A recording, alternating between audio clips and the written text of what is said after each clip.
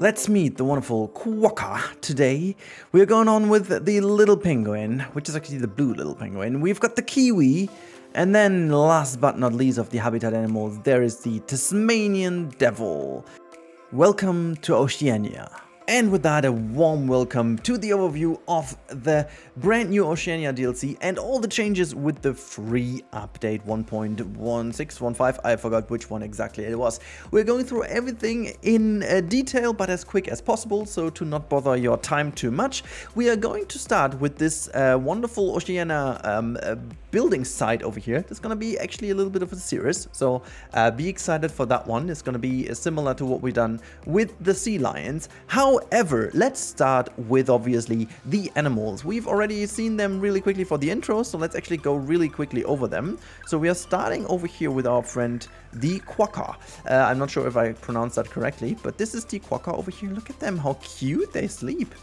Oh, they're so fluffy. Look at that. They're actually pretty cute. And all of them have such a cool, unique animations. Look at that. The little penguin, which is actually only called the little penguin, not little blue penguin or anything like that, or blue penguin. It's called the little penguin. Really beautiful. Also, let me just bring the sound down a little here for you guys so that we do have a little bit more of the sounds because they're really good. There you go, look at this. Also, they have kind of a cool animation with lying down like this and, you know, floating on ground. Really cool. Moving over to the kiwi. Oh my god, look at this one. This is a color morph over here. Really dope. Yeah, the fur shader is really on spot here again. Really nice. Everything is designed so beautifully. The sounds are really good. There should be another one over here. Yeah, look at that. Awesome. And then we've got the Tasmanian devil, another one. And now, as you can see in-game, the red in the ears is not as distractive as you've maybe seen from some of the images. Really nice, really neat, super well designed, awesome animals. Look at the little claws over here and stuff. Oh, look at that.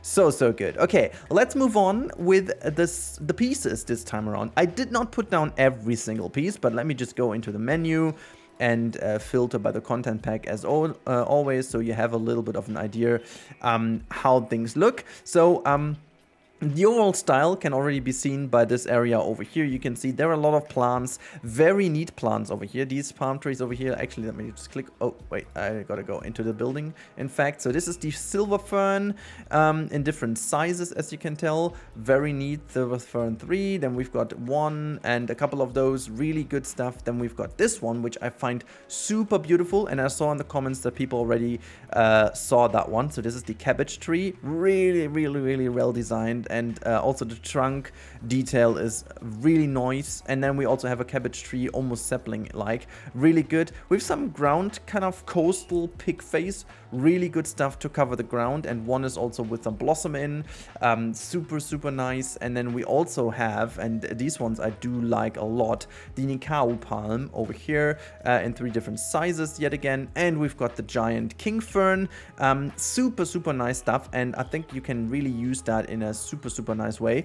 As you can see from the menu, there's a lot of very neat pieces. Not as many as usual, but they are super useful. So let me show you a couple. So these are found very interesting because they are actually Oceania thatch roof pieces. But, and this is the fun part about it, they are actually not grid pieces. So you can use them as fences or anything like that. So really good. You can't unfortunately recolor them. You can recolor the wood. So at least you could make, you know, like a nice little fencing over here. And you can also change the rope color, which is neat, but the thatch itself is not changeable. So that's that.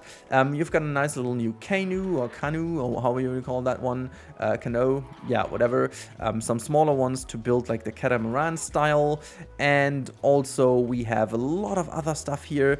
Really good. Look at the same devil just meeting them.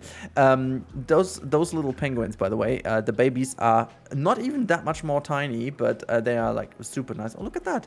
And, oh no, I thought that was an albino one, but that's just a statue.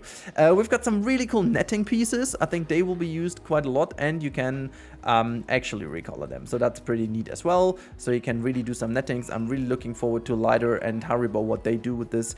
A lot of cool stuff. You can see most of it is flexicolor.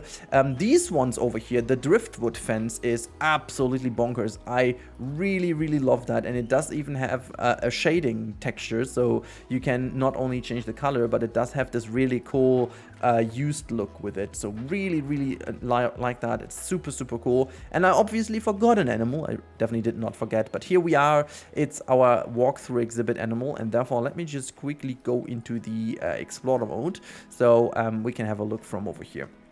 So first things first, this time I gotta give props to Frontier. They listened to our feedback, and the enrichment items are all not designed, like with the sloth, for example. That was super distractive. Now there are just the bare minimum of pieces. As you can see, some poles and some hinges, and that's about it. So very easy to hide. If you want to put like a tree in here or something, that is super simple. The same goes over here. You can easily put them to like a rock work or anything like that. And I really do like that they listened, and we do not have the same issue as with the sloth, for example. And I gotta say, the loops this time around are really, really, really improved. Like, there is really... It's hard to tell repetitiveness this time around. There are a lot of different routes.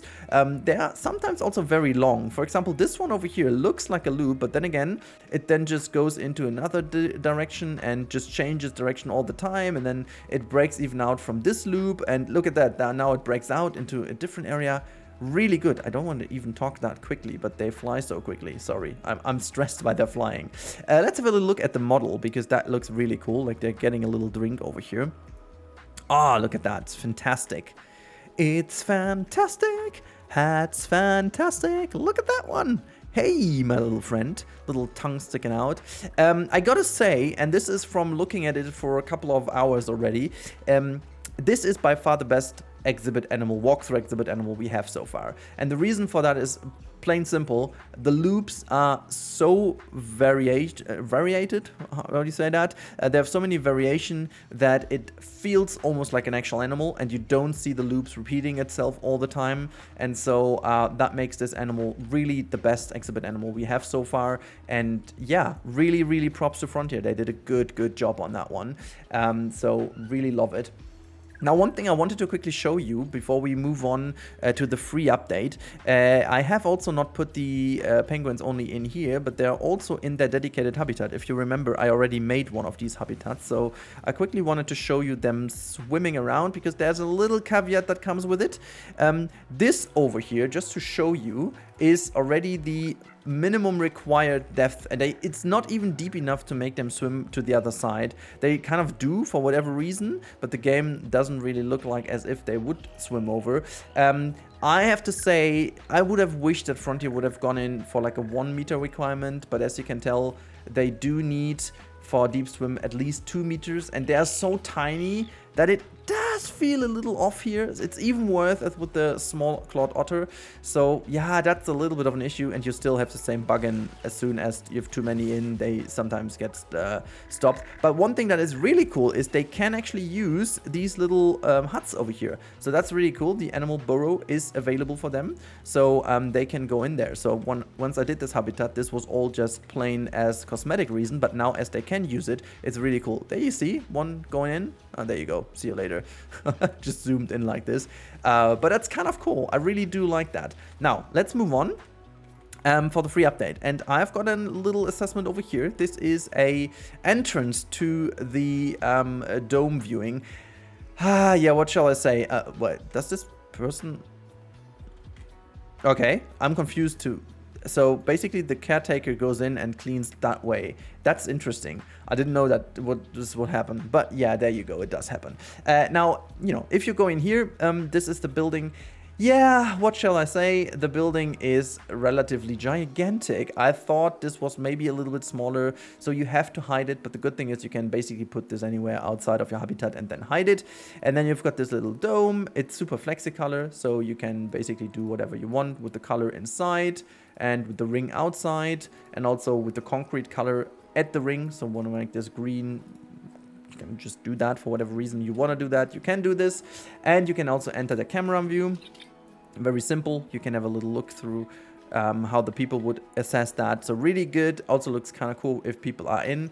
I just want to say, and this is a little bit of a caveat I have over here, the placement of these things is super difficult. Now, let me just quickly show you. If you go and take the viewing dome, I can't even put a second one in here. It always complains about a problem, and I'm not sure what that is, to be honest. You can also put them underwater, which I'm going to show you in a second. So if you put that here, it's not really an issue. So I'm going to show you real quick how that works. So you just go in here, dig like a hole where the water would go in. So like, for example, like this, there could now be water in. Yeah, let's see, this is the height. Yeah, well, let's just make that a little deeper then. And then flatten the ground just to be sure. We can also smooth that out a little here to the sides, just to be sure. And then we go in and, the facilities, and take the viewing dome again. Put that in the center. Now, as you've done that and set it in, you can then go to water and put the water above. And then as you click on this thing, enter the camera thing, you know, you are underwater. And you even have the sound. I don't know if you heard that, but it's actually muffled as being underwater. So that is pretty damn cool. You would see them all diving around here. The problem is, obviously, you can't do this afterwards. So if I'd go here, for example, into this habitat, and you want to place one now, oops, again, wrong tab, and you put it down, it just doesn't do it. It's a little bit of a problem. You can, though, obviously, if you would now, let me just pause the game, get rid of the water, and now you would do this. And why am I always clicking the wrong thing? You can say basically put it here. Now it creates this little bit of you know, land area, and then you go back and put the water back in. As I can't put it the height I need to right now, but you get the idea. So now it's in. They're all boxed, obviously, but now it would work. And now you have this little thing down here. You would now need to, obviously, get rid of these things. Wait a second. There you go. Just get rid of those to make sure that you can see this, like so. Yeah, it's kind of neat. And now you would need to just cover that up yourself, or bring this down until I think, yeah, I can't do this afterwards. So let's quickly speed up to see if they're swimming in here again. So we can see this. Yeah, there you go. And now you can actually go into the view. Wait. That is interesting. It's automatically connected to the habitat. So now you could basically put the entrance anywhere. That's cool. I didn't notice that, but that's okay. It's nothing I wanted to show you. But yeah, if you go into the camera view now and we get rid of the overlay, you can see this. Oh, look at that. This is so cool. You're basically underwater now and see the animals dive above you. Really love that. Now you can really do a lot more with like underwater viewings and stuff. Oh, this is so cool. And one thing that is obviously great, this is working underwater. I don't know what they did, but the animals really dive super close with it.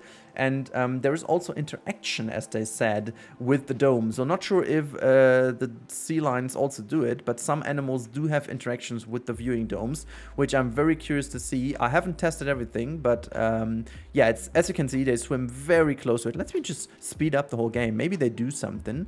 I don't know. Maybe we can see some animation with them.